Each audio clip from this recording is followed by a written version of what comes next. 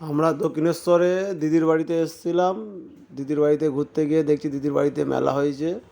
ওখানে মেলায় গেলাম, গিয়ে আমার বউ ডিস্কো ডান্সারে চাপলো। আমার মেয়ে খুব সাহসী, বাবা, প্রীতি খুব সাহসী, প্রীতি উঠেছে। আমার তো মাথা ঘুরছিল দেখে।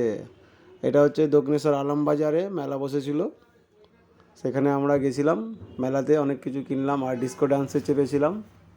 এই যে এখানে দেখাচ্ছে গো, ওই যে আসছে প্রীতি আর প্রীতির মা, সব সুন্দর করে বাবা ঘুরছে। এত সুন্দর ঘুরছে, মাথা ঘুরছে পুরো একদম। দিয়ে বলছে নামাও নামাও নামাও। তা অনেকক্ষণ ধরে ঘুরেছে।